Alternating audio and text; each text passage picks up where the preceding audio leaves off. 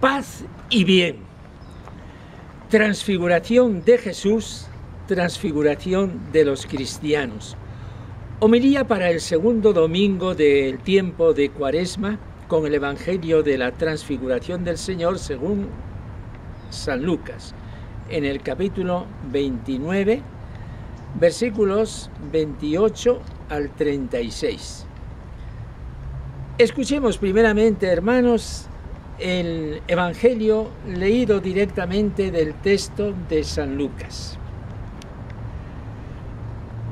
Unos 8 días después de estas palabras, tomó a Pedro, a Juan y a Santiago y subió a lo alto de un monte para orar.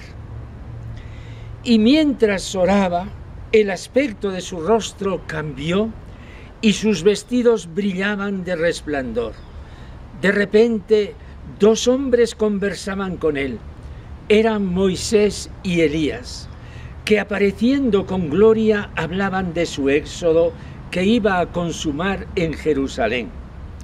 Pedro y sus compañeros se caían de sueño, pero se espabilaron y vieron su gloria y a los 2 hombres que estaban con él. Mientras estos se alejaban de él, dijo Pedro a Jesús: Maestro, qué bueno es que estemos aquí. Haremos 3 tiendas, una para ti, otra para Moisés y otra para Elías. No sabía lo que decía. Todavía estaba diciendo esto cuando llegó una nube que los cubrió con su sombra.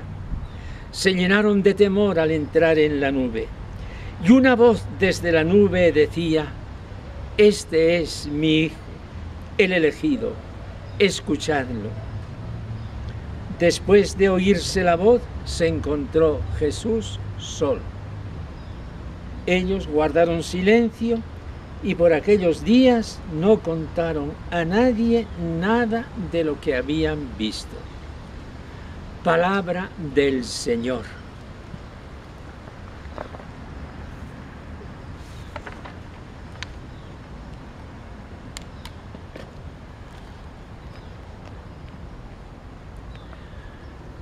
Hermanos, la marcha de la Cuaresma, peregrinación espiritual hacia la Pascua del Señor, está marcada por 6 etapas y tiene todos los años el mismo punto de arranque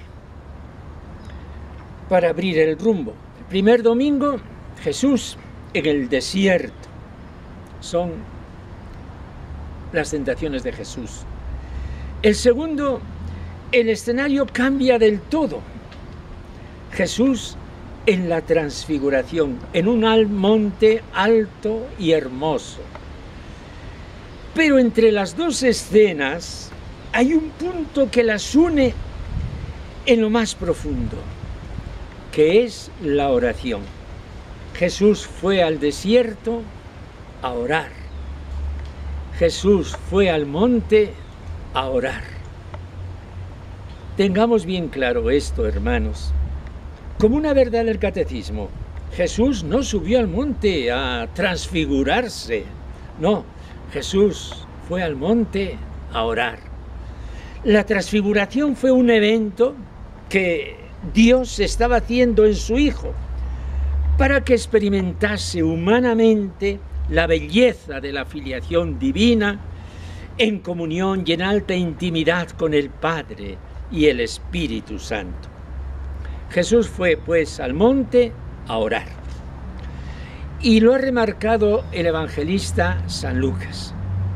Y llevó a 3 de sus discípulos, 3 elegidos, los mismos que un día, en el huerto de los olivos, tomándolos de entre los 11, se separó con ellos en una especie de particular compañía. ¿Y para qué los llevó, hermanos? Para que vieran el espectáculo divino que iba a acontecer y estuvieran preparados para la hora de la prueba. No pienso que la exégesis pueda dar esta respuesta. Los llevó para que orasen con él por la misma causa y con toda la fuerza que pudieran. En el huerto de los olivos los llevó porque necesitaba como apoyo. Aunque no se percibe que la circunstancia y la motivación fueran la misma, quizás no estemos lejos de la verdad si decimos cosa parecida. Jesús los llevó al monte como apoyo de su oración.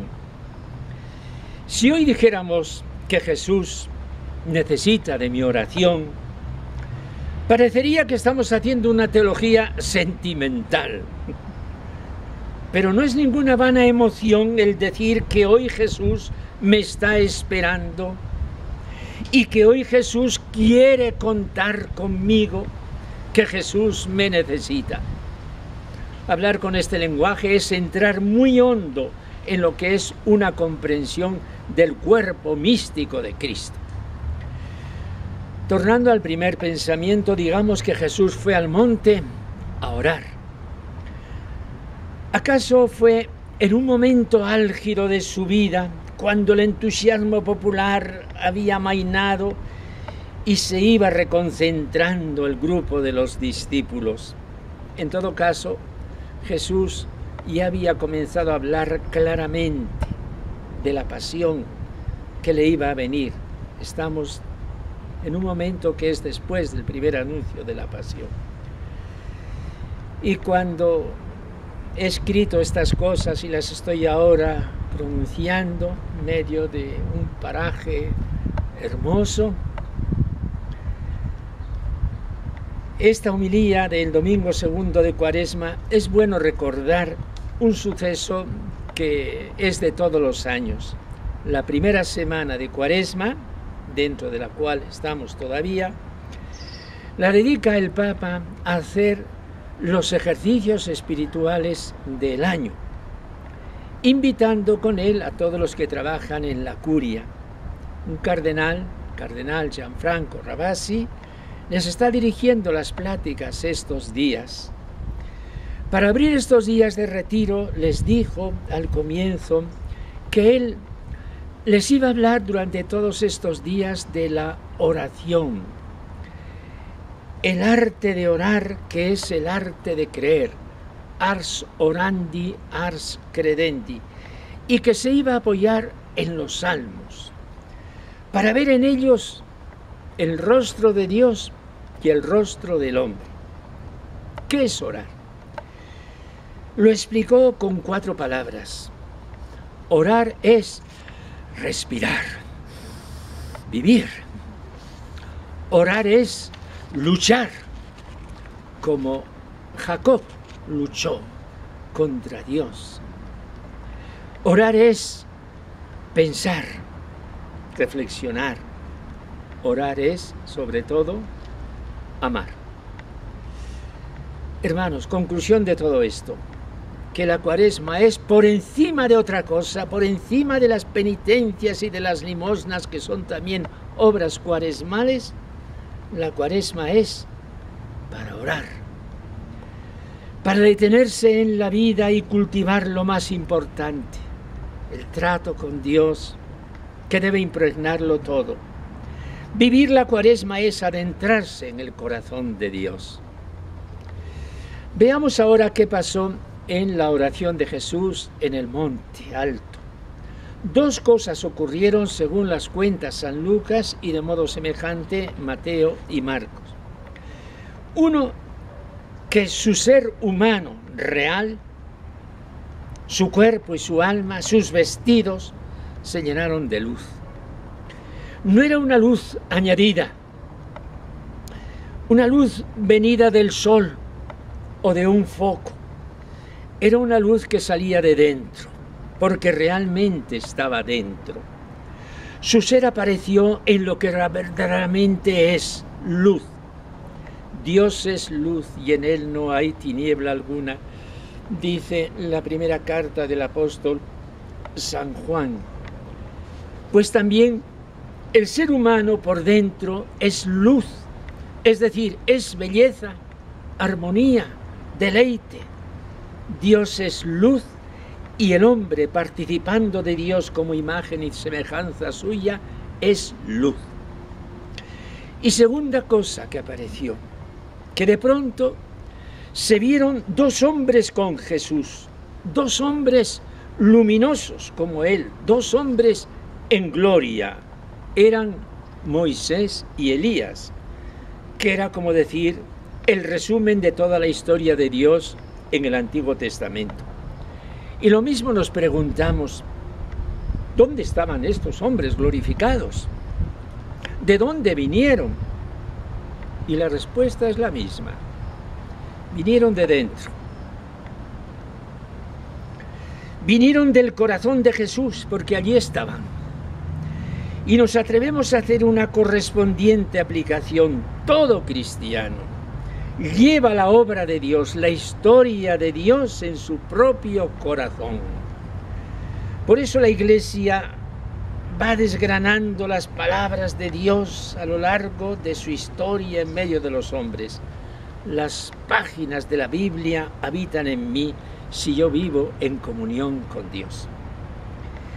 En estos momentos intensos que estamos viviendo con la despedida de nuestro querido y queridísimo Papa Benedicto XVI, son también la historia de Dios con nosotros que vamos asimilando.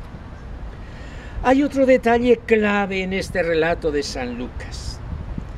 Allí nos dice que conversaban con él y que hablaban de su éxodo, esta es la palabra exacta, que se iba a cumplir en Jerusalén. El éxodo de Israel había sido la liberación de Egipto y la conducción del pueblo hasta el Sinaí, monte de la alianza, y luego hasta la tierra prometida. El éxodo de Jesús es conjuntamente la muerte en cruz y la resurrección. Y lo que pasó con estos acontecimientos, la venida del Espíritu y el arranque de la Iglesia en el mundo. Jesús hablaba con ellos de su éxodo. A propósito, hermanos, el libro del Éxodo es el libro más característico que lee la Iglesia durante el tiempo de Cuaresma. Y se nos dice, además, que los tres apóstoles, cuando se despertaron de aquel letargo que les había invadido, vieron su gloria, la gloria de Jesús, y a los dos hombres que estaban con él. Todos estos pensamientos que el Espíritu Santo hará germinar en el corazón de cada uno nos lleva a una conclusión. La transfiguración de Jesús es el modelo, el camino, la realidad de mi propia transfiguración. Yo, cristiano, he nacido para esta transfiguración que se ha de operar en mí a través de la comunión con Dios y de la oración.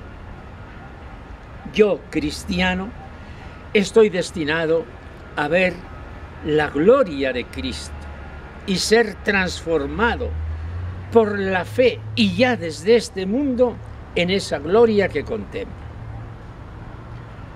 Señor Jesús, que has puesto en el corazón de los hombres, en mi propio corazón, un deseo de belleza infinita y de inmortalidad.